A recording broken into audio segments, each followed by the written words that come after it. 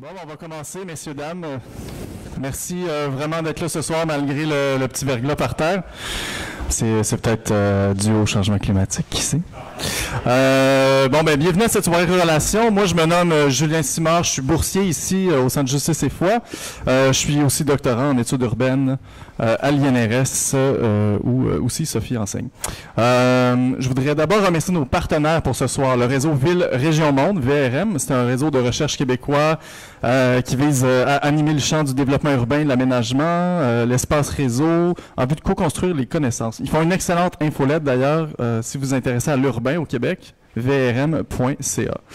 Il y a aussi l'unité du développement durable de l'Université de Montréal, à laquelle est rattaché Alexandre ici, qui met donc en application la politique de l'Université de Montréal sur le développement durable via plusieurs projets. Je vais le laisser expliquer si jamais il y a envie de le faire. Par ailleurs, ici on est au Centre Justice et Foi, qui est un centre d'analyse sociale fondé en 1983 par les Jésuites du Canada français et d'Haïti. Le Centre Justice et Foi pose un regard critique sur les structures sociales, politiques, économiques, culturelles et religieuses. Il publie la revue Relations que vous pouvez trouver à l'entrée. Il y a plusieurs numéros qui sont présentés, mais sinon il y a un numéro à chaque 2 mois qui organise différentes activités publiques en plus de publier des numéros. Et il y a aussi le secteur Vivre Ensemble qui développe une expertise sur les enjeux d'immigration, de protection des réfugiés et sur le pluralisme culturel et religieux. Donc c'est vraiment un vivier d'idées et de rencontres et de débats.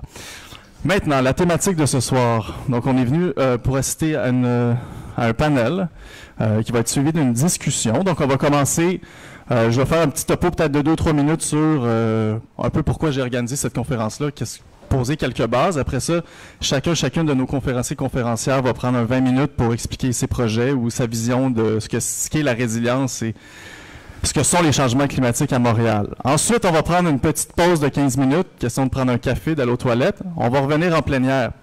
Là, je vais vous expliquer rendu là comment ça va fonctionner, mais vous pourrez poser vos questions aux gens en avant qui vont être tous disposés à vous répondre. Donc, on demande de garder les questions pour la deuxième section. C'est ça que ça veut dire. Alors, les changements climatiques. Les changements climatiques sont bien là. Hein? Leurs effets sont immédiats. Des villes côtières comme Miami, New York, Calcutta, Shanghai sont menacées par la montée des eaux à court ou à moyen terme. Los Angeles est maintenant ceinturé de brasiers à chaque été. La liste est longue et augmente jour après jour. Sans action radicale, le climat terrestre devrait se réchauffer d'au moins 3 degrés Celsius d'ici 2100, voire 4 degrés. On ne sait pas. Le Québec ne serait pas épargné. À 3 degrés, une bonne partie de la ville de Québec sera inondée. La vallée du Saint-Laurent reprendra en partie l'apparence de la mer de Champlain. Le défi pour les villes est double. Effectuer la transition vers des villes écologiques, durables, voire autosuffisantes, tout en encaissant les impacts des changements climatiques. Et ça va sûrement au-delà de ça, comme on va vous l'expliquer, parce que moi, personnellement, je suis néophyte par rapport au changement climatique. Donc, je me posais des questions très basiques. C'est un peu ces questions que j'essaie de vous véhiculer. Dans cette entreprise monumentale qui est l'adaptation des villes au changement climatique, le problème majeur est celui du temps, évidemment. À New York, des projets totalisant 20 milliards US se mettent présentement en branle. Le problème, c'est qu'en raison du temps requis pour construire des digues ou renforcer les berges, Long Island sera probablement sacrifié au profit de Manhattan. On est rendu là. Son front de mer, là je parle de Long Island, long de près de 200 km est tout simplement impossible à sauver de la montée des eaux. Bref, devant ces défis, un nouveau concept a récemment émergé, celui des villes résilientes. La résilience urbaine décrit ainsi, je cite, « la capacité de la ville à absorber une perturbation puis à récupérer ses fonctions à la suite de celle-ci ». Mais peut-on encore parler de récupération complète des fonctions d'une ville à l'ère de la catastrophe climatique? Une autre définition qui provient de l'ONU cette fois propose une vision un petit peu plus complexe du concept de résilience. Il va comme suit. La résilience désigne la capacité d'un système, d'une communauté ou d'une société exposée aux aléas de résister, d'absorber et de corriger les effets d'un danger et de s'en accommoder en temps opportun et de manière efficace, notamment par la préservation et la restauration de ses structures essentielles et de ses fonctions de base. Puis ici, on parle d'infrastructures, de biodiversité, etc.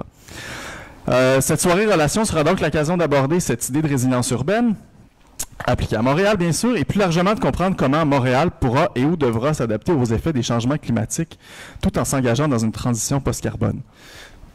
Si Montréal n'est pas sise au niveau de la mer, elle devra tout de même faire face à de nombreux défis qu'on connaît peu ou pas. Îlots de chaleur, maladies infectieuses, glace. Glace, on le connaît maintenant. L'autre question qu'on peut se poser, c'est la suivante. Est-ce que ce terme de ville résiliente, brandi par certains acteurs urbains, porte vraiment des possibilités de changement? Ou est-on encore devant une coquille partiellement vide, comme le label de ville sanctuaire a pu l'être récemment? Derrière les rapports, les conférences internationales et les communiqués de presse, est-ce que les citoyens et citoyennes et les élus, les fonctionnaires travaillent ensemble pour mettre en branle cette adaptation urbaine indispensable? C'est la question qu'on va poser ici. Donc, je laisse la parole à Coralie Denis, du CRE, dont je laisse expliquer l'acronyme elle-même. Oui, c'est ça. Alors, bonjour tout le monde. Coralie Denis, je suis directrice du Conseil régional de l'environnement de Montréal, ce qui veut dire, donc, CRE Montréal. Juste quelques mots sur qui on est. On est un organisme à but non lucratif, indépendant. On a plus de 20 ans d'existence. Notre préoccupation, c'est l'amélioration des milieux de vie à Montréal, sur l'île de Montréal, en partant évidemment des enjeux environnementaux, d'aménagement et de transport. Donc, on suit énormément les politiques publiques, mais aussi les projets qui ont lieu au niveau de la ville, sur le territoire de l'île de Montréal. Et évidemment, on essaye d'influencer pour s'assurer qu'il soit fait de la meilleure façon pour le plus grand nombre de la population, donc pour l'ensemble de l'île de Montréal, avec un souci pour l'équité sociale et l'équité territoriale. Alors ça, c'est notre organisme. Et il y a 16 CRE au Québec, donc si toutefois vous êtes interpellé par d'autres régions, il y a des organismes qui ont une mission un peu similaire à la nôtre sur l'ensemble du territoire du Québec. Alors la question, je vais essayer d'être un peu plus optimiste parce que là, quand j'entends tout ça, puis je travaille dans un environnement, donc qui fait qu'on est toujours confronté à ces enjeux-là, et c'est clair que si on avait l'impression de ne pouvoir rien faire ou de ne rien avoir à faire, on serait vraiment très découragé. La ville résiliente, est-ce que c'est un concept intéressant?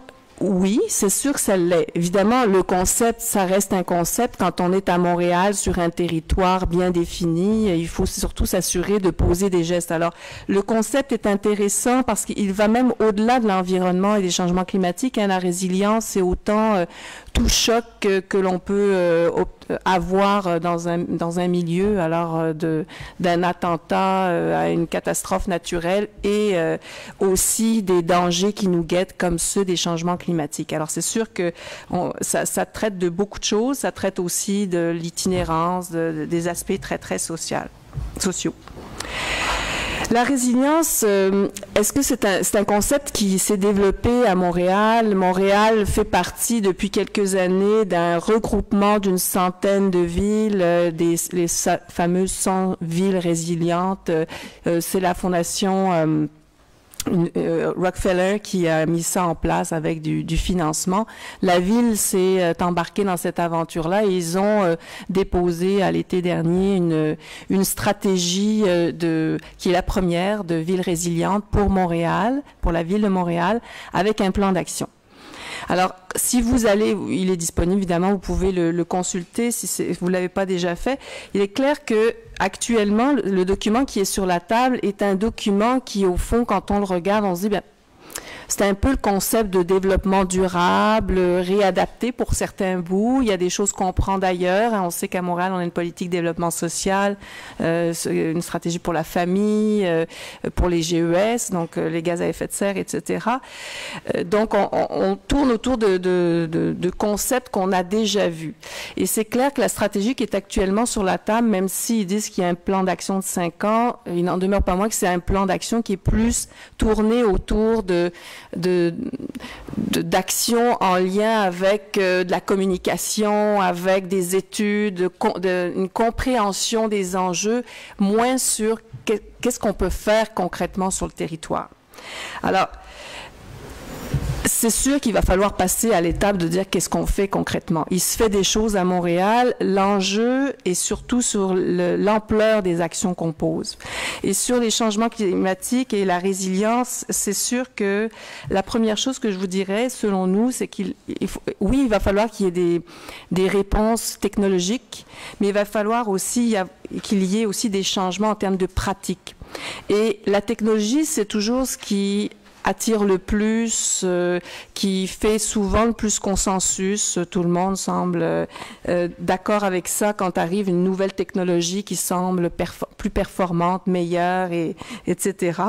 Sauf si ça soulève d'autres enjeux, là, évidemment, on en a vu dernièrement dans les médias. Mais par contre, on oublie souvent les changements de pratique. Et c'est là où souvent, même si c'est souvent les moins coûteuses en soi, mais c'est souvent les plus difficiles parce que ça veut dire changer des habitudes, que ce soit des habitudes corporatives ou des habitudes citoyennes, tout simplement. Alors, ça n'empêche que c'est majeur parce que dans une ville, si on change pas ça, on aura beau changer des règlements, des lois, amener une nouvelle technologie. Au bout du compte, on ne changera pas vraiment la forme de la ville et la façon de la gérer. Une des choses quand on parle de résilience, et c'est sûr que c'est difficile dans une grosse métropole comme Montréal, c'est la question d'agilité. On entend beaucoup parler de ce mot-là, mais qu'est-ce que ça veut dire l'agilité pour s'adapter, hein? Ça veut dire qu'il va falloir être d'accord avec la complexité et la multiplicité des réponses. Je vous en donnerai quelques éléments après. Et donc, c'est une forme de complexification. Et les changements climatiques vont complexifier énormément les choses parce que c'est un dérèglement. En fait, on parle de réchauffement. Moi, j'aime mieux parler de changement parce que c'est un dérèglement. On l'a vu cet hiver. Prenons juste le cas de la gestion des neiges, de la neige et de la glace. Parce qu'avant, on gérait surtout de la neige. Maintenant, on gère un peu des deux, puis des pluies entre tout ça. Si on veut continuer avec, je sais qu'on parle de croqueuses, on parle de toutes sortes de nouvelles façons d'aller casser la glace, etc. Mais ça réglera pas le problème dans son ensemble. Pourquoi? Parce que on a des pics de température qui font ça. Alors, la machine va être passée, ça refond après, puis 1 heure après ou 2 heures après, il peut retomber de la glace. Mais la machine vient de passer, on a des milliers de kilomètres de trottoirs à Montréal. Alors, il va falloir trouver des nouvelles façons de faire. Ça veut dire aussi beaucoup plus de solidarité, beaucoup plus de participation au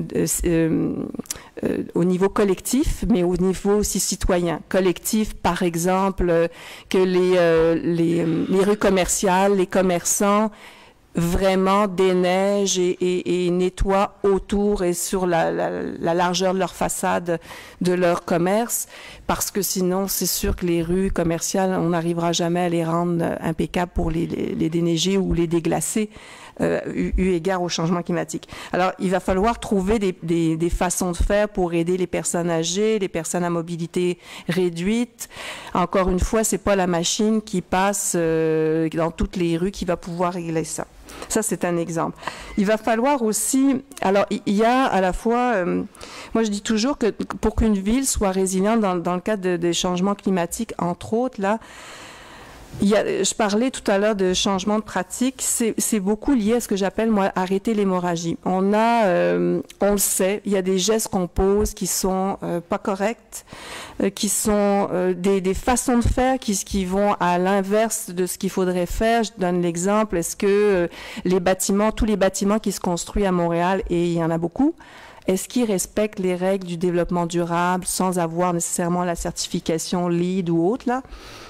Je pense pas. Je pense que la réponse, on va dire non. C'est malheureux parce qu'en fait, au moins, quand je dis d'arrêter l'hémorragie, c'est de dire, est-ce qu'on peut s'assurer que, à partir d'aujourd'hui, avec tout ce que l'on sait, on s'assure de ne pas empirer la situation. Alors ça, c'est très, très important et ça va autant de dire, est-ce qu'on protège les milieux naturels qui nous restent? Alors, dans les faits, tout le monde dit oui. Mais quand on arrive, on pointe du doigt, et c'est pour ça que je dis qu'il faut passer à l'action, parce que c'est dans l'action qu'on s'aperçoit que les avis sont beaucoup plus partagés et nuancés, pour le meilleur, mais des fois pour le pire. Et souvent, par exemple, les milieux naturels, même si tout le monde sait que c'est une des clés de la qualité même de notre survie à venir globalement sur la planète et dans les villes aussi, pour toutes sortes de raisons sociales, mentales, physiques, gestion des eaux, etc. Il n'en demeure pas moins que ils partent très souvent. On a l'exemple, et puis même si c'est des bonnes raisons pour le sauvegarder, par exemple, on a le golfe d'Anjou qui est attenant au dernier espace qui a été acheté il y a des décennies par la ville de Montréal pour en faire un grand parc nature, qui est le bois d'Anjou. Personne ne le connaît parce qu'il n'est toujours pas accessible à la population et pourtant il est dans un secteur extrêmement gris. C'est la seule tache verte du coin avec plus de 200 000 personnes extrêmement défavorisées dans le secteur et ce golfe-là qui pourrait faire en sorte qu'on ait un grand parc à l'avenir là. Mais évidemment, il y a l'épée de Damoclès au-dessus de lui pour dire ben non, on va le développer comme une zone industrielle et commerciale. Alors là se pose la question, est-ce qu'on fait ça ou on fait l'autre? Alors qu'on sait très bien que la meilleure solution, ça serait de le garder pour tous les bienfaits qu'il amène et pour faire de Montréal une ville résiliente, surtout quand on sait qu'elle se développe. L'autre élément, c'est d'améliorer la situation. Alors, améliorer la situation, et c'est là où il faut aussi passer à l'action, mais il faut aussi faire des choix là-dessus. Alors, les choix, c'est autant le verdissement. Je sais que mon collègue va beaucoup parler de biodiversité, verdissement, donc j'irai pas trop dans le secteur, mais il y a plein de gestes qui sont posés à des échelles trop petites à Montréal. Et quand je dis trop petite, c'est même à l'échelle d'un arrondissement. Vous avez, par exemple, des arrondissements qui ont été très proactifs. Je prends l'arrondissement Rosemont. Un jour, ils ont décidé d'adopter une réglementation qui oblige que toute réfection de toiture fasse que la personne soit obligée de mettre un toit blanc ou un toit vert. Et si vous regardez une image Google aujourd'hui, ben vous savez quel arrondissement a passé cette réglementation très rapidement parce que c'est l'endroit où la superficie de toit pâle est la plus importante. Et ce n'est juste qu'une réglementation. Malheureusement encore, on a 19 arrondissements, 15 villes liées sur l'île de Montréal. C'est loin d'être toutes les villes et les arrondissements qui ont adopté cette réglementation. Or, la différence globale qu'on pourrait voir pour la population en termes d'îlots de fraîcheur, en termes de tout ce qu'on peut imaginer, les bienfaits que ça pourrait occasionner, ce genre d'action-là, mais qui en est juste une, on pourrait les démultiplier. C'est sûr qu'on va les voir collectivement si ces mesures-là sont prises à grande échelle. Même si on peut voir des micros-avantages, mais d'un point de vue global, la population. La même chose, on a une réglementation, je ne sais pas si vous la connaissez, mais je donne des exemples pour montrer qu'on a certains outils en place, mais qu'on n'exploite pas suffisamment. On a une réglementation depuis maintenant pas mal d'années qui dit que vous devez couper votre moteur à l'arrêt en voiture. Ben, on peut applaudir, bravo pour l'adoption de la réglementation, mais dans les faits, il n'y a pas grand monde qui l'applique et il y a beaucoup de conducteurs qui sont au volant de leur voiture, moteur allumé, surtout avec nos petites machines qui nous occupent bien, qui nous font oublier qu'on a la clé enclenchée. Alors, mais ça, c'est plein de gestes, les changements climatiques, c'est ça aussi, puis il ne faut pas oublier quand vous faites ça, c'est pas juste des gaz à effet de serre, c'est beaucoup de pollution. Et la pollution, c'est nous qui la respirons collectivement. Alors, les villes résilientes vont passer par non seulement des réglementations, mais aussi des pratiques collectives et individuelles pour que, au final, collectivement, ça fasse une vraie différence. Pour passer au troisième volet, qui est vraiment de transformer nos milieux de vie. Mais pour transformer nos milieux de vie, il faut déjà avoir accepté en premier on arrête pour la suite pour enrayer le problème ou la disparition ou ne pas empirer un problème. Ensuite, qu'on améliore la situation de mieux qu'on peut. Puis ensuite, là, on joue sur l'aménagement du territoire. Et ça, c'est sûr que ça demande des changements majeurs de vision de comment on vit dans notre collectivité et dans notre tous ensemble aussi, et évidemment dans un milieu qui est diversifié et qui pose certains enjeux. Alors, les défis, les enjeux, j'avais préparé quelques, on pourra en reparler après, mais quelques éléments je vous en ai parlé un peu de certains enjeux. Je peux parler de l'enjeu de la neige, je pourrais parler de l'enjeu d'une ville résiliente sur la gestion des eaux de pluie. On a tous entendu parler il y a quelques années des milliards de litres qui avaient été déversés, ce qu'on a appelé le flushgate, là, et qui en fait montre que en ville il y a beaucoup d'eau de pluie qui, au lieu de s'acheminer percoler dans le sol, souvent il est envoyé dans le réseau d'égouts. Et dans un réseau qui en partie, pour une partie de ce réseau-là, mélange les eaux de pluie avec les eaux sanitaires, donc d'industrie, les toilettes des maisons et des commerces et autres. C'est sûr que quand il y a trop de pluie, qu'est-ce qu'on fait pour éviter le reflux? On ouvre des vannes et on envoie ça direct au fleuve. Ça, c'est la réalité de nos pratiques actuellement. Même si la ville met en place des bassins de rétention souterrains pour attendre que la pluie s'arrête, pour retenir l'eau, etc. N'en demeure pas moins qu'il y a beaucoup d'eau polluée, non traitée, qui passe pas par la station d'épuration et qui est envoyée direct au fleuve. Ça, la résilience de la ville, pour toutes sortes de raisons, va devoir passer aussi par une autre façon de gérer nos eaux de pluie.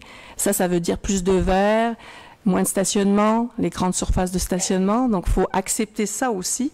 Ça va passer par plus de biodiversité, ça va passer de façon de construire nos bâtiments différemment. Il y a toute la question des ruisseaux, puis je sais que tu vas parler beaucoup de... Tu parles pas? Les ruisseaux, à Montréal, il en reste, je suis sûre que si je vous demandais de me citer la dizaine de ruisseaux qui restent à Montréal, vous auriez bien du mal à me donner leur nom. Et juste titre, parce qu'ils sont sur quasiment aucune carte et que pourtant ces ruisseaux qui nous restent, parce qu'on en avait au moins 35 sur l'île de Montréal avant et ils ont été pas mal canalisés. Or, c'est eux qui vont pouvoir aussi, en termes soit de biodiversité, mais de gestion des eaux, de l'eau de pluie, qui pourrait beaucoup nous aider, en plus de rafraîchir et d'amener donc beaucoup d'éléments intéressants. Donc, c'est sûr que tout ça est essentiel. Puis, on pourrait rajouter l'agriculture urbaine, mettre des serres pour être... on sait que les meilleures terres agricoles sont dans la grande région métropolitaine. À Montréal, il nous en reste un tout petit peu, mais ça suffira jamais pour nourrir les gens. On sait qu'une ville résiliente, manger, boire, c'est quand même la base. Or, on sait, si vous avez lu l'article comme moi, l'article dans Le Devoir d'il y a quelques jours, nous prévoit que notre assiette va drôlement changer dans le futur, pas pour le meilleur, parce que les prix des denrées qui nous sont relativement communes risquent d'augmenter beaucoup. Comment fait-on pour résister à ça? Entre autres, peut-on produire une partie chez nous, ici? Il y a des villes qui le font avec des coopératives pour produire sous serre. On a quelques exemples à Montréal où ça se fait avec les fermes Loufa, entre autres, qui ont été les premiers avec les serres sur un toit. Ça, c'est des choses qu'il va falloir développer et déployer.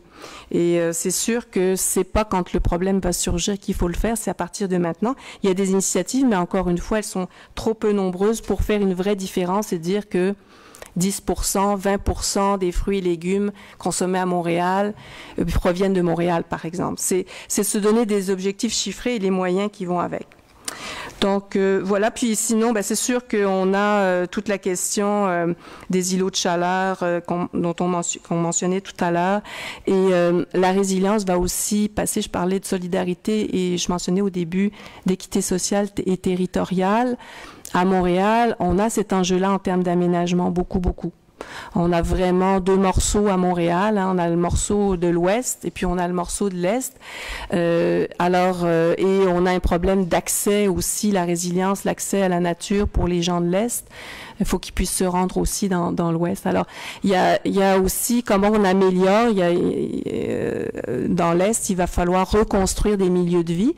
Mais c'est une belle occasion de construire justement des milieux de vie et de travail qui sont plus vraiment résilients et qui vont dans l'amélioration. Ça, on a plein d'exemples. Il y a des consultations publiques actuellement sur plusieurs secteurs majeurs dans l'Est de Montréal. Nous souhaitons vraiment que ces consultations aboutissent à des propositions qui vont vraiment faire une différence parce qu'on a l'occasion de le faire. Il ne faudrait pas les rater. Alors, voilà, je terminerai là-dessus, puis on aura le temps d'en reparler après. Merci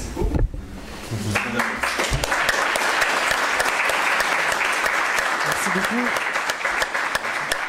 Merci beaucoup à Coralie Denis du Creux pour son excellente présentation. On aurait pu rajouter aussi le Royal Mant qu'on discutera peut-être.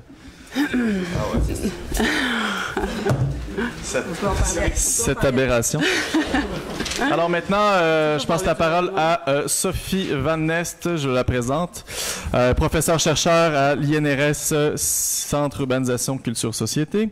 Ses recherches portent sur l'action collective, l'engagement politique et la gouvernance urbaine liés aux enjeux environnementaux urbains et leur relation aux inégalités sociales et sociopolitiques.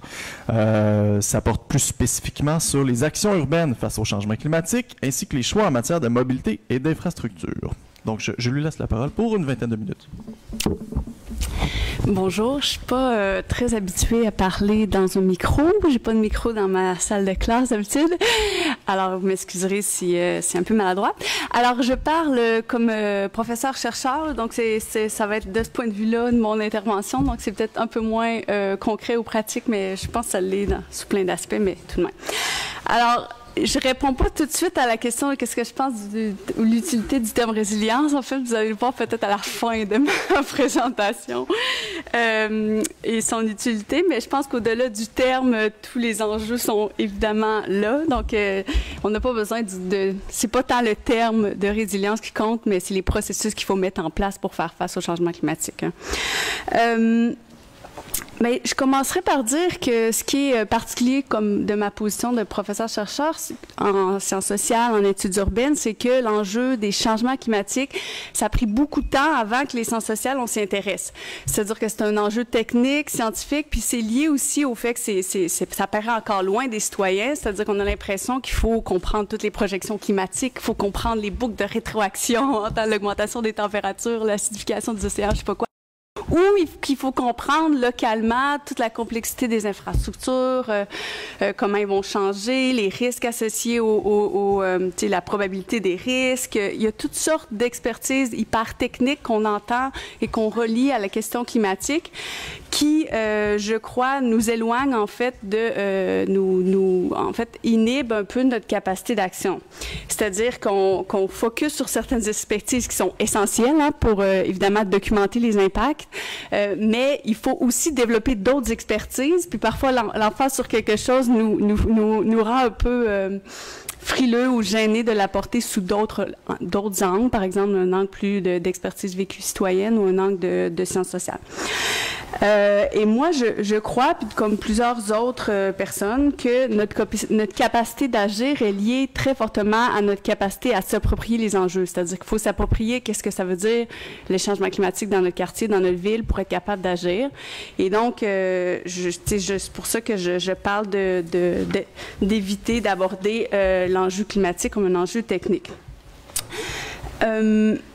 Et d'ailleurs, quand on lit tous les grands rapports sur l'évolution des changements climatiques, qu'est-ce qui ressort comme la plus grosse incertitude? Parce que pendant longtemps, on disait on ne sait pas quoi faire, de toute façon, c'est incertain, on ne sait pas vraiment ce qui va se passer, ce qui est vrai. Il y a beaucoup d'incertitudes. Mais l'incertitude numéro 1, c'est quoi? C'est notre capacité d'action collective. Est-ce qu'on est capable de faire quelque chose? C'est ça la plus grande incertitude.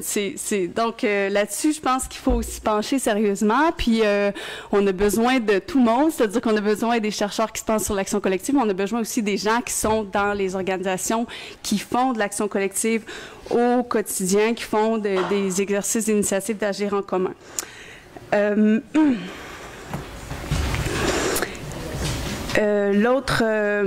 Donc, bon, l'étude des défis et des pratiques d'action collective, c'est vraiment crucial. Il y a donc je parlais d'expertise ou de points de vue qui sont moins présents parfois quand on pense au changement climatique.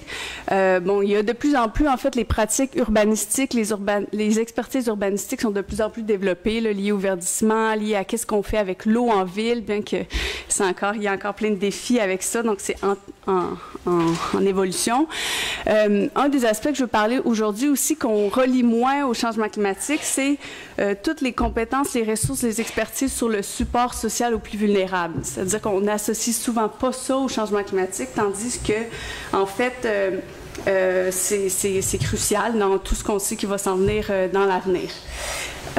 Aussi des expertises sur la participation politique, sur la façon de s'assurer qu'en fait, on rend visibles les choix d'adaptation, c'est-à-dire que c'est pas quelque chose de technique, mais il y a des choix politiques à plusieurs moments de nos trajectoires de transformation.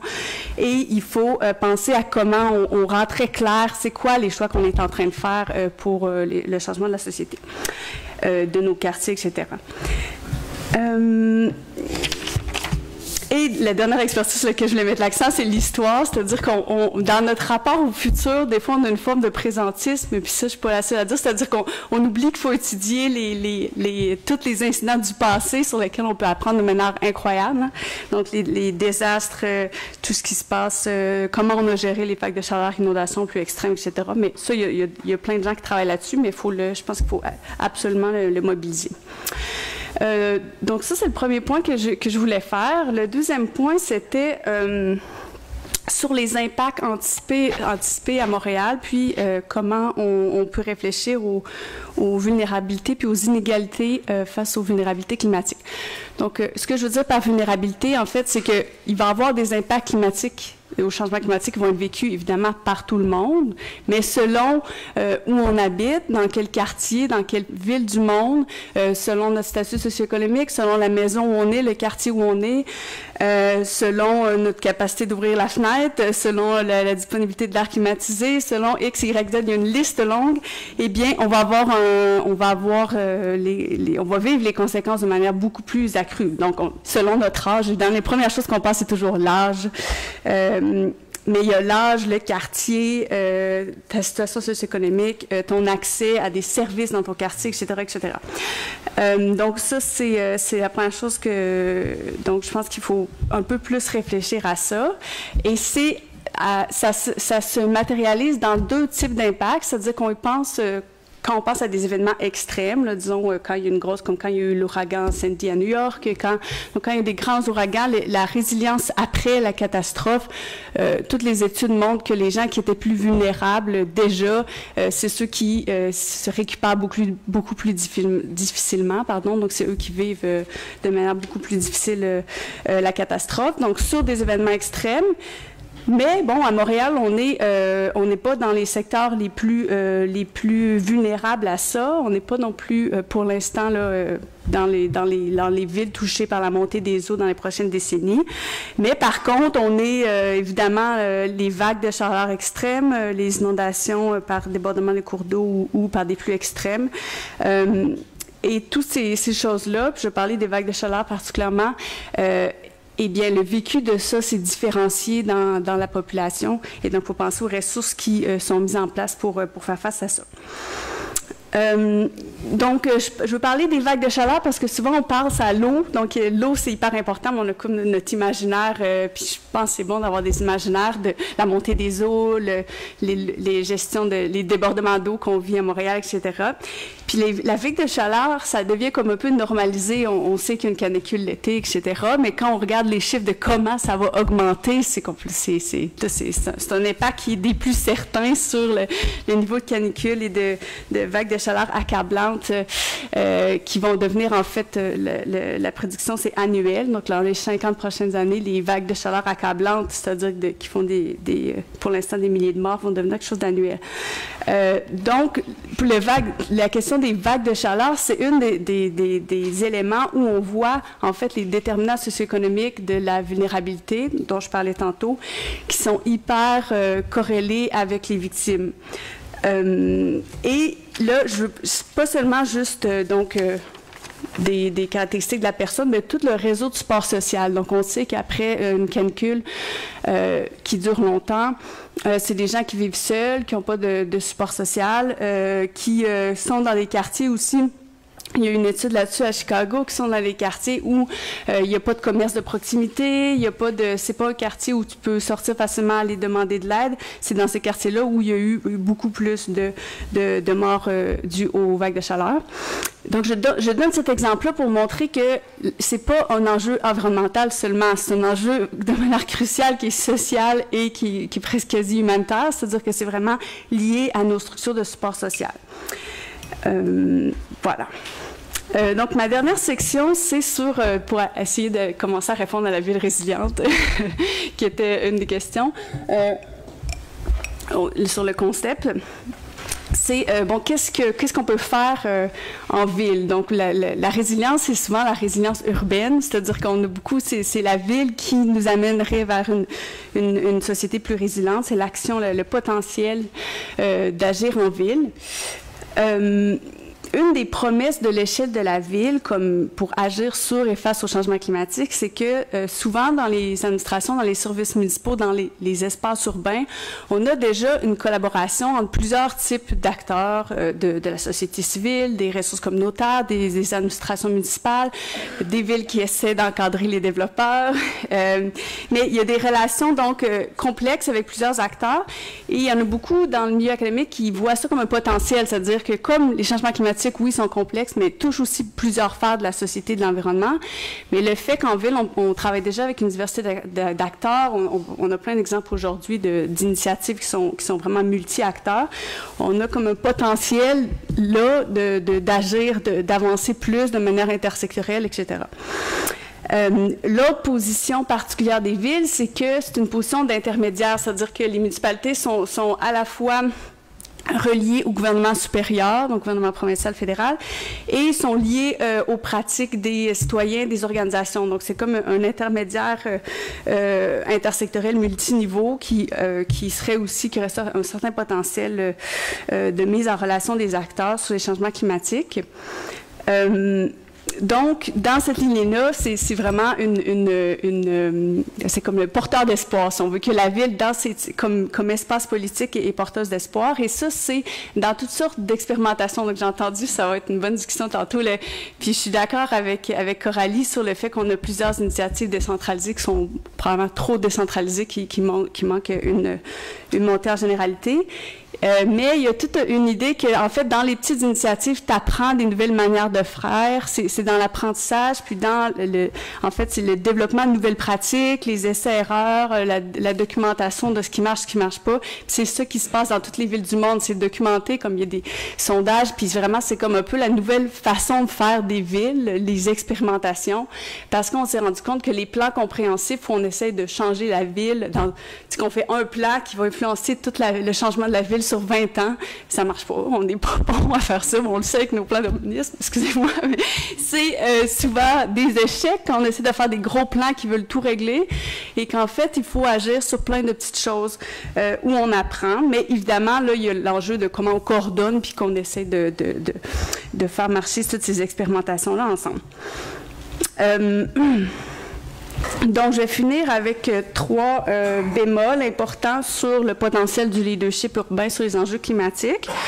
Le premier, pour moi, je l'ai énoncé dès le départ, c'est que il faut absolument inclure les organisations et les associations dont l'expertise porte sur le support social et la réduction des vulnérabilités en ville. C'est-à-dire que ça, il faut qu'ils soient autour de la table, non seulement parce qu'ils ont les compétences et l'expertise sur la réduction des vulnérabilités, mais aussi parce qu'ils peuvent aider la participation politique des plus vulnérables sur les choix d'adaptation puis les choix de transformation des milieux de vie. Et on le sait, en fait, déjà à Montréal, puis l'idée, c'est pas de faire reposer le fardeau sur des groupes qui ont déjà trop de choses dans leur assiette, parce qu'on sait que à Montréal, et comme dans d'autres villes du monde d'ailleurs, c'est beaucoup des groupes communautaires sociaux qui ont pris des enjeux d'environnement urbain, d'îlots de chaleur, de développement du transport actif, du transport collectif. Ils ont participé à ça de manière importante et c'est tout à leur honneur, mais c'est par-dessus leur mission déjà de lutte à la pauvreté, de lutte à l'insécurité alimentaire, d'accès à des logements abordables et salubres, etc. Et donc là, on voudrait que les actions urbaines en matière de changement climatique, en fait, qu'ils y participent, mais qu'ils y soient compensés ou qu'ils aient les ressources pour participer à cette transformation-là dans laquelle on veut tous être partie prenante. Ça, c'est la première chose. La deuxième chose, c'est le fait que les municipalités, pour être des leaders en action climatique et en ville résiliente, doivent absolument avoir plus de ressources. C'est-à-dire qu'ils n'ont pas assez de ressources financières à la mesure du défi. C'est clair et net. Donc, on ne va pas faire semblant que les villes toutes seules peuvent devenir résilientes. Les villes peuvent devenir résilientes s'ils ont des ressources du gouvernement, des gouvernements provinciaux et fédéraux. Et ça, c'est manifeste, par exemple, dans la centaine de municipalités québécoises qui ont endossé la déclaration d'urgence climatique, là, qui prend acte donc de l'urgence climatique, mais qui dit aussi qu'il y a un manque de ressources chez les municipalités pour y faire face.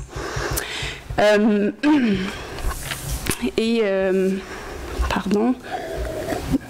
L'autre point, c'est que les municipalités, non seulement n'ont pas toutes les ressources financières, mais aussi n'ont pas le pouvoir de décision sur des infrastructures majeures qui influencent notre impact climatique et notre résilience au changement climatique. C'est-à-dire que ce n'est pas les municipalités qui vont décider de la construction d'autoroutes ou pas, du financement du transport collectif, du niveau, en tout cas, le logement social en partie, mais pas uniquement.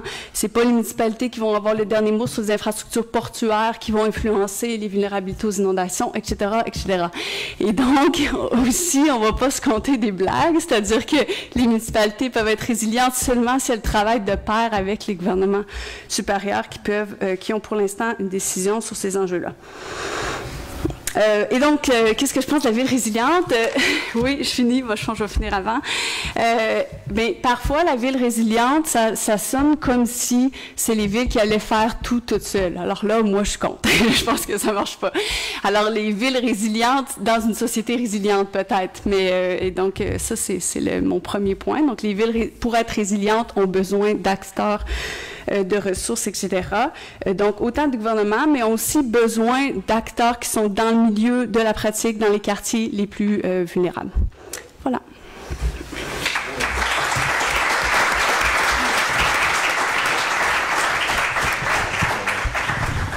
Donc, on remercie beaucoup Sophie pour son excellente intervention. On retiendra la question des inégalités. Et maintenant, ça va être le tour d'Alexandre Beaudoin, notre dernier panéliste. Alexandre est diplômé d'un bac en biologie à l'Université de Sherbrooke, d'une maîtrise en environnement et développement durable à l'Université de Montréal. Il met en place l'initiative PAUSE, production agricole urbaine soutenable écologique, sur le campus universitaire. Naturaliste pendant une dizaine d'années, il est actuellement conseiller en biodiversité pour l'unité de développement durable de l'Université de Montréal, notre partenaire de ce soir, ainsi qu'apiculteur et formateur au sein de la coopérative d'apiculture urbaine Miel Montréal, qu'il a d'ailleurs fondée. En 2016, il entame une maîtrise en socio-écologie à l'UQO, l'Université du Québec en Outaouais, sur l'élaboration de corridors écologiques en milieu urbain. Il est aussi actif au sein des jeunes leaders des Amis de la Montagne, où il met tout en œuvre pour la protection et la conservation du Mont-Royal. J'ai fini la liste d'épicerie, tu peux parler maintenant. Merci Julien. Dans le fond, je sais pas, on peut parler pendant 15 minutes. C'est pas ma force vraiment de présenter comme ça 15 minutes de temps des idées. Ce que je vais faire, ça va être sur une ligne temporelle, où est-ce que je vais vous parler un peu de mon évolution personnelle, moi, par rapport à mon lien avec les changements climatiques et la résilience des villes. Dans le fond, comment est-ce que c'est rentré dans ma vie, moi, comme biologiste, puis où j'en suis aujourd'hui, puis où je m'en vais peut-être avec ça. Mon objectif, c'est, un, de vous inspirer, et deux, Julien m'avait dit, quand tu vas venir, ce serait le fun que tu présentes des projets terrain à l'échelle citoyenne pour voir comment les gens peuvent eux-mêmes participer à ces projets-là. Avec Sophie et Coralie qui m'ont précédé, les deux ont dit que j'allais présenter des initiatives, donc je vais essayer de ne pas les avoir. Et je vais dans le fond, en présenter quelques-unes. Derrière moi, ici, j'ai quelques images. On m'a dit que j'ai le droit de mettre une diapo, donc j'ai mis plein d'images dessus. Fait que ça va me permettre de parler de plein de choses. Est-ce que vous reconnaissez certains animaux, vite, comme ça, sur les... Oui, salamandre. La salamandre à point bleu. Fait qu'on pourra en parler. La grenouille des bois. Les petits oiseaux à droite sont bizarres, hein? C'est les hirondelles. On les voit pas vraiment dans le nid, mais j'aimais bien cette photo-là. C'est pas la meilleure, c'est pas la plus jolie, mais c'est des petits oisillons, c'est des hirondelles rustiques qui naissent en fait sur une structure de béton, qui tiennent sur un petit fil gris à côté qui est un lampadaire. Fait que ça vous montre un peu c'est quoi la biodiversité urbaine en même temps. C'est ces petits oiseaux-là qu'on essaie de protéger dans des contextes vraiment peu évidents. Donc, mon histoire à moi par rapport au changement climatique et aux villes résilientes, c'est dans le fond la vulgarisation scientifique d'abord et avant tout. J'ai toujours aimé découvrir la nature pour pouvoir mieux la transmettre, discuter avec surtout les tout-petits. Mon créneau, moi, c'est les 5-12 ans, mais la vie m'a amené à avoir des publics diversifiés comme vous aussi et finalement réaliser que tous les combats sont bons pour apporter du changement. Donc, moi, je suis animé de ça à l'origine, je pense à 18-19 ans, je rentre à l'université, je veux changer le monde comme bien du monde. Je sais pas par où commencer. La biologie, ça me semblait être une bonne idée. Et j'ai mes critiques par rapport à la biologie, qui des fois, je trouvais trop fermée sur elle-même. Et je vais tout de suite revenir sur ce que Sophie disait, où est-ce que la sociologie, ça a pris du temps à se positionner par rapport au changement climatique, tout ça. De l'autre côté, l'écologie, ça a pris vraiment du temps avant qu'ils reconnaissent l'écosystème urbain. Les écologistes s'intéressaient pas vraiment, en fait, à ce qui se passait comme, vous voyez pas la ville comme un écosystème, où ceux qui s'y intéressaient étaient vraiment des drôles d'oiseaux, pour pas faire de mauvais jeu de mots. Donc, c'était difficile au début de publier sur la question, puis d'en créer une science. Moi, avec ma maîtrise en environnement et développement durable, mon premier créneau, premier intérêt, c'était la biodiversité en milieu agricole. Mais c'est vraiment pas un milieu facile non plus pour apporter du changement. Il y a beaucoup de choses à faire là aussi. Puis je lève mon chapeau à tous ceux qui le font. Le thème, c'est au niveau urbain.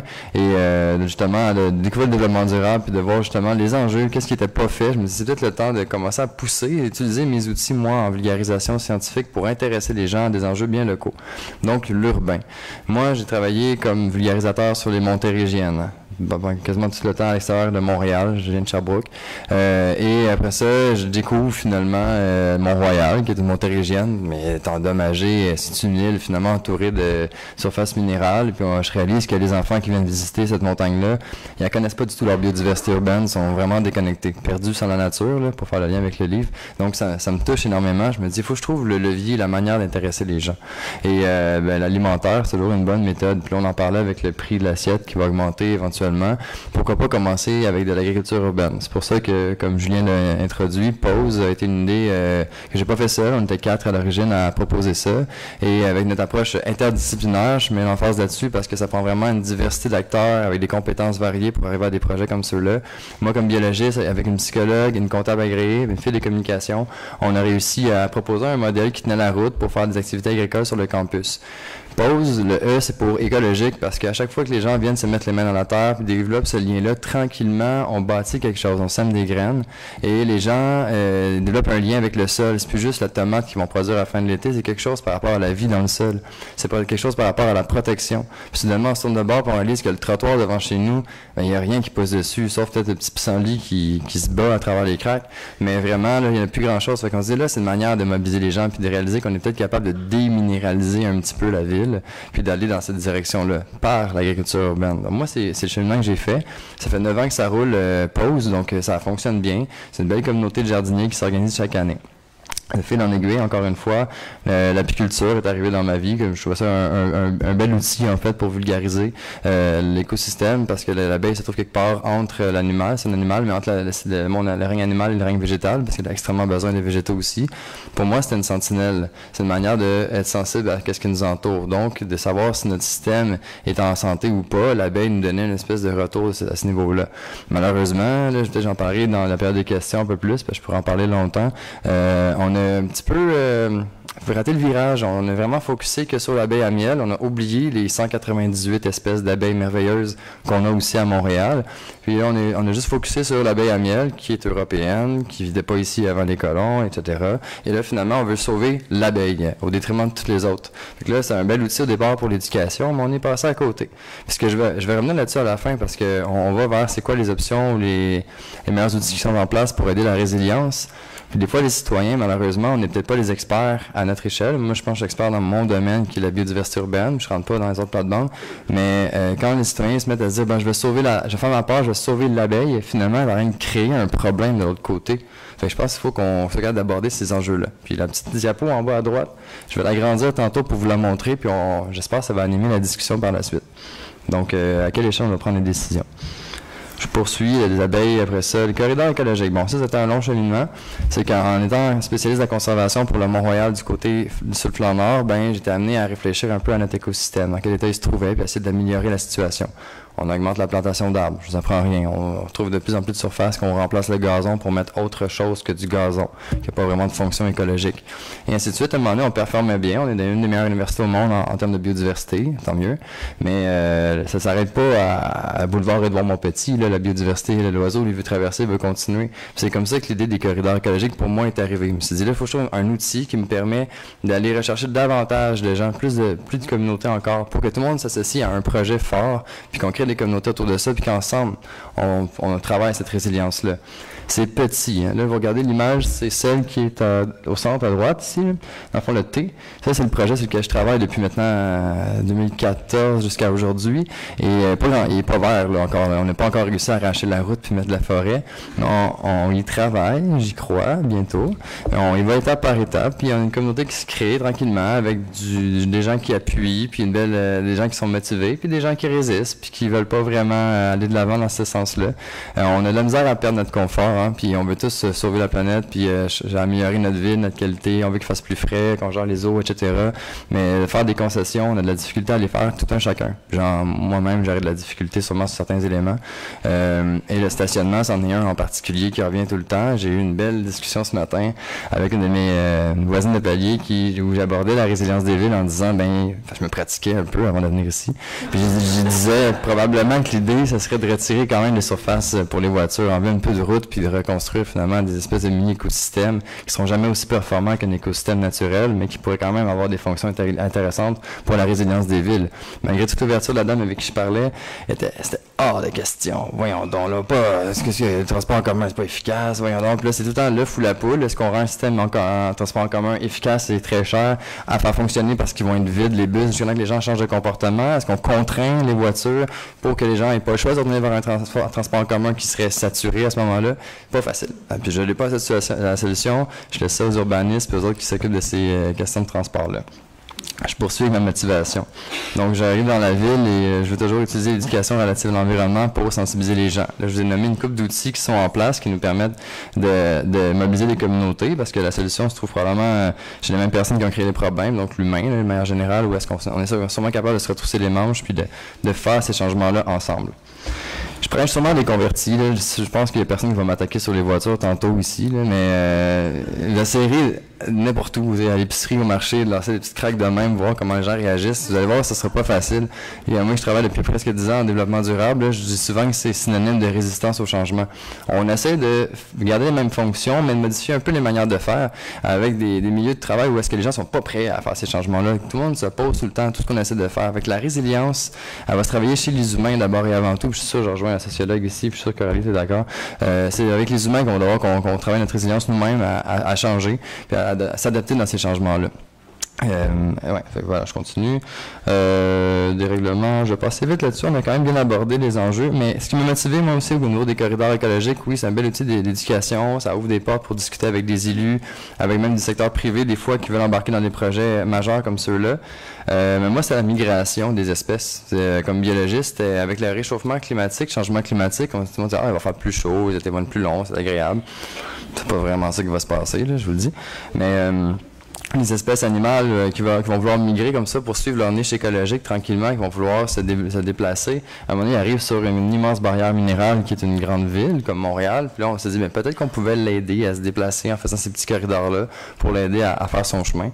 Et l'image en bas À gauche, ici, justement, c'est devenu le logo de notre projet de corridor écologique parce qu'on veut se mettre à la place d'un renard. On veut traverser la ville comme si on était un renard. Puis on essaie de servir de cette image-là pour... vous savez, moi, je suis plus avec les enfants, mais je pense que tout le monde trouve ça cute, un renard. Fait que c'est vraiment un bel outil pour en parler. Ensuite, on a le trait blanc, la petite fleur blanche, là. Sûrement qu'on l'a oublié, mais on la voit au printemps sur Mont-Royal parce que c'est un sol qui n'a pas été perturbé. Donc, on a encore un vrai sol en santé d'une érablière. Souvent, on oublie de quoi ça a l'air. On imagine souvent des arbres sur du gazon dans nos parcs. Moi, j'aimerais ça qu'on ait une vision plus écosystémique de nos parcs. Et ensuite, le cardinal rouge était juste là pour équilibrer la charte graphique. À la base, oui, c'est vrai. Et maintenant, j'ai une histoire à raconter dessus. Puis à force de le présenter, parce que le cardinal, on ne le voyait pas vraiment à notre latitude auparavant. Puis avec les changements climatiques, la chaleur, finalement, l'aire de distribution du cardinal, elle monte de plus en plus. Puis maintenant, je suis sûr que vous en avez aperçu dans la dernière année des cardinals dans votre cours. Puis ça va continuer comme ça à monter tranquillement. Fait que vous voyez, quand on prend les petits symboles comme ça qui accrochent, puis ça me permet d'accrocher une communauté, puis de continuer de l'avant, etc. Fait que là, oui, les espèces se promènent, se déplacent. C'est ce qu'on veut, mais pas à tout prix, puis pas n'importe qui. On parlait un peu... vous avez entendu parler des coyotes, hein? Les coyotes à Montréal. Est-ce que vous les aimez, les coyotes? Pas trop sûr. Moi, je pense que c'est une espèce que sa place. Elle est considérée comme une espèce indésirable, là, mais je trouve pas qu'elle est indésirable. Il faut juste savoir l'apprivoiser. C'est son écosystème à cette espèce-là aussi. Elle devrait être là. Mais c'est toujours pas évident. Est-ce qu'on veut qu'ils viennent finalement chez nous? Est-ce qu'on veut favoriser le passage de ces animaux-là? Et je vais vous montrer une image. Je suis pas supposé d'utiliser les slides, là. Ça, c'est pas chez nous encore. Mais c'est une espèce envahissante qui s'appelle le kudzu, qu'on retrouve dans le sud des États-Unis en ce moment, qui est monté à partir de l'Amérique centrale, puis qui monte. Mais là, combien vous voyez d'espèces dans cette photo-là? Vous voyez une seule espèce à la grandeur. Fait que si on parle de biodiversité, là, on est carrément, c'est l'opposé de la biodiversité, finalement. Là. On voit même une petite maison, j'aimais bien cette image-là, là, qui a été comme ensevelie sous les végétaux. Là. Fait qu'il n'y a vraiment plus rien. C'est comme si un géant était venu mettre un drap de plantes par-dessus une forêt ou n'importe où est-ce qu'on se trouve. Fait que oui, des fois, créer de la connectivité, il y a cet aspect-là aussi. Puis c'est là que je vous amène, je fais comme un peu moi-même l'avocat du diable de ce que je défends, pour montrer que des fois, il y a des expertises dans des domaines qu'il faut qu'on respecte, puis il faut pas nécessairement tout s'improviser partout, parce que si on fait juste faire des corridors comme ça, sans entretien, sans mettre l'argent qui vient avec, on parle du manque de fonds, mais on peut créer ces portes-là en même temps, puis finalement favoriser l'établissement d'espèces exotiques qu'on n'a peut-être pas envie d'avoir, qui vont augmenter nos coûts de gestion, puis qui vont encore plus nuire à notre résilience. Fait que là, je suis en train de vous amener une solution, je sais pas, hein, là, je de tous les côtés, mais c'est un peu ça aussi en science. Souvent, on essaie de pas trop se mouiller là-dessus, puis de présenter les faits, puis de laisser les gens prendre leurs décisions. Mais à un moment donné, je pense que les scientifiques, il faut qu'on mette le point sur la table, puis qu'on commence à être plus actifs dans la sphère publique, puis même politique, là, puis se faire entendre davantage. Voilà. Ensuite, j'ai quand même du temps. Dans le fond, l'étalement urbain, ouais, c'est ça. Je voulais parler un peu de l'étalement urbain parce que ça nous permet d'aborder aussi tous les enjeux qu'on a avec la résilience des villes et ce qu'on a comme problématique. La gestion des eaux en ville, donc les inondations, on va y revenir, on va sûrement en parler dans la période de questions parce que c'est un incontournable. Puis c'est des exemples qui ont été frappants. On pense au printemps 2017. Moi, j'organise par exemple des bio-blitz où est-ce qu'avec un groupe de jeunes de cégep et d'université, on fait des inventaires intensifs en 2 jours sur des espaces pour intéresser les gens à la biodiversité, mais aussi pour essayer de trouver des petites espèces rares qui permettraient d'empêcher les développements sur des parcelles. Et dans le fond, 2 de nos parcelles sur 14 qui étaient submergées à ce moment-là qu'on ne pouvait même pas faire. Fait que ça nous a vraiment, nous, notre indicateur il était fort. On n'a même pas allé faire un inventaire de biodiversité parce qu'il était sous l'eau. Fait que ça marchait pas. À Montréal, c'est seulement quand même 4,7% de la surface de la CMM, même à large, qui sont des milieux humides qui sont maintenus. Puis parmi ces 4,7%-là, qui c'est pas beaucoup de territoire, il y en a 80% qui sont considérés comme en mauvais état ou fortement perturbés. Ça, c'est nos reins, là, de société. On dit les forêts poumons de la Terre. C'est une petite erreur quand même, là, mais les milieux humides seraient nos reins, en fait. Puis là, on est en train de tout scraper nos reins à grandeur de la ville, à la grandeur de la ville. La ville, elle, de son côté, on imagine Montréal, donc la taille de la ville avec des gens qui sont dessus, mais finalement, pour nous nourrir, nous fournir notre énergie et tout ce qu'on a besoin pour vivre, on calcule en moyenne que c'est entre 100 et 300 fois cette surface-là dont on a besoin pour subvenir aux besoins de la ville. Donc, quand on voit juste le point de la ville avec toute une photo de nuit en satellite où est-ce qu'on voit que c'est lumineux, puis toute la pollution lumineuse qui va radier de ça, mais dites-vous que c'est peut-être 100 fois ce point-là, finalement, qui est en train d'avoir un impact par notre présence aussi. Fait que ça, là, je suis un peu alarmiste, puis j'ai pas nécessairement la solution. Mais encore une fois, je reviens sur l'agriculture urbaine, comme on en parlait un peu, autonomiser les gens, apprendre à se nourrir nous-mêmes par nos propres moyens, créer ce contact-là.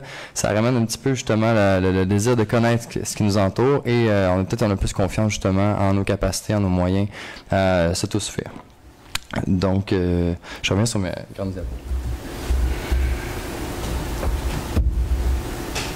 Excusez, je vais mettre celle-là. Je vais lancer le pavé dans la mort tout de suite. Là. Corridor écologique. Donc là, moi, je suis en train de compléter une maîtrise sur ce sujet-là. Je suis écologiste de formation. Je me suis intéressé aux politiques au niveau de la biodiversité à l'international pour voir comment ça se déclinait sur nous directement à échelle méso, disons, là, pas petite. Là. Et ça m'a amené vers la socio-écologie. Puis c'est le fun qu'on se rejoigne parce que, oui, c'est un écosystème encore, la ville, mais elle est remplie d'humains.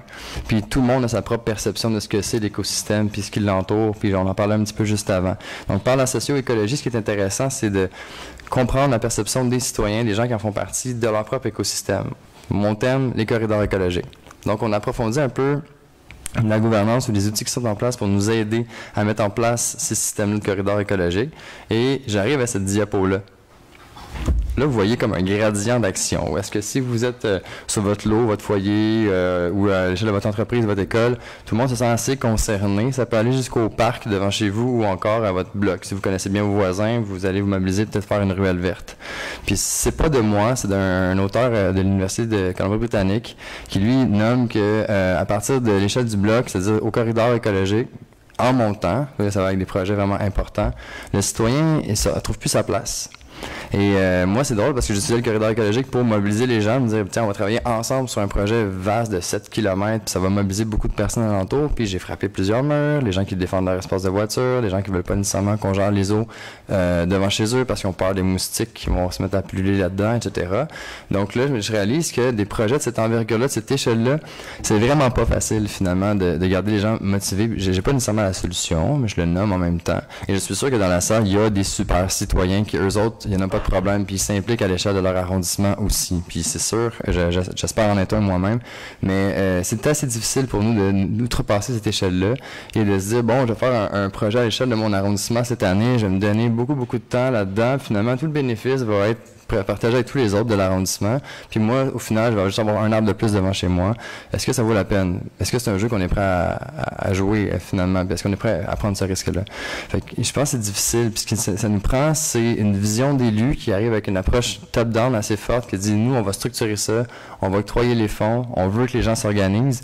Il faut une mobilisation forte au niveau des citoyens. Puis ça, encore une fois, je ne l'invente pas. Dans la littérature, on dit pour faire des projets comme cela d'envergure, ce sont les deux choses essentielles. Communauté mobilisée, 42% de la population montréalaise pratique l'agriculture urbaine. Je pense qu'on peut se considérer comme une population assez mobilisée, consciente des changements climatiques. Et l'autre élément qu'il nous faut, c'est des lois cadres, des règlements municipaux, des éléments qui sont contraignants. On parlait de toits verts juste avant, les toits blancs par exemple. Ça, c'est des éléments les gens n'ont pas eu le choix, ils ont dû le faire. Si on était capable d'avoir les deux, les coupler comme il faut, on serait sans doute capable, encore une fois, de se retrousser les manches et de passer à l'action. Passer à l'action où, ben, je veux pas m'en aller là-dedans maintenant, j'aimerais ça qu'on aille là-dedans dans la période de questions, quoi faire, qu'est-ce qu'on peut faire exactement. Mais pour moi, l'agriculture urbaine, c'est pas une fin en soi, là, c'est vraiment la première étape vers quelque chose de encore plus grand. Puis peut-être, tu sais, qu'ensemble, on pourrait genre discuter puis jazzer sur le sujet pour arriver à nos idées. Donc, pour conclure par rapport à ces idées-là, je voulais finir peut-être avec les éléments qui, pour moi, sont un peu nuisibles dans ce qu'on vit actuellement avec la résilience des villes. C'est une perception erronée des enjeux environnementaux par beaucoup de gens, qui sont parfois dus à votre propre perception que vous n'osez plus remettre en question. Moi-même, je m'inclus là-dedans. Ça peut être dû aussi à la manière dont les médias ont de relater l'information. Puis souvent, ça peut se faire tout croche. Il faut varier vraiment nos sources d'information. Puis souvent, c'est pas parce que la personne veut mal faire, c'est que la journaliste elle-même n'arrive pas à comprendre l'enjeu qu'elle est en train de traiter. Puis ça sort un peu tout croche. Puis j'en ai des exemples avec des journalistes. Les lobbies. J'avais un panel il y a une semaine sur la science et la politique. Est-ce qu'on devrait avoir plus un lobby scientifique dans la sphère politique, par exemple? C'est pas évident comme question, mais il faut qu'on commence à en parler. Le confort, dire adieu un peu à notre confort. Ceux qui connaissent Normand Mousseau, qui est pour la transition énergétique du Québec, par exemple, il dit qu'il n'y aura pas de transition sans une certaine perte de confort. Il va falloir qu'on l'accepte, qu'il y a des petits nananes, des petits bonus qu'on a aujourd'hui qu'on risque de perdre dans cette transition-là. Faites-vous à l'idée. Et finalement, l'urgence, on l'a abordé dans l'intro. Il faut agir, c'est maintenant. Mais en même temps, on essaie de ne pas déplaire à personne. On veut garder notre communauté mobilisée. On veut que les gens viennent, participent à ces changements-là. Mais on doit agir vite. Là, en présentant ces arguments-là, puis le réseau de corridors écologiques que j'essaie de mettre en place ici à Montréal avec plusieurs partenaires, je me fais répondre par un élu, ton problème, c'est que tu es pas assez radical. Puis moi, je vais arracher des rues, puis je veux mettre des arbres, puis je veux essayer de bloquer le passage des voitures en sachant que tout le monde s'y oppose, puis qu'on se confronte à la résistance du changement, puis je suis pas assez radical pour faire mes projets. Fait que là, je pourrais vous expliquer ma procédure, puis comment je pense qu'on devrait le faire ensemble, mais la radicalité, c'est toute une option à explorer ensemble. Fait que je pense que c'est bon pour mettre la table pour les questions.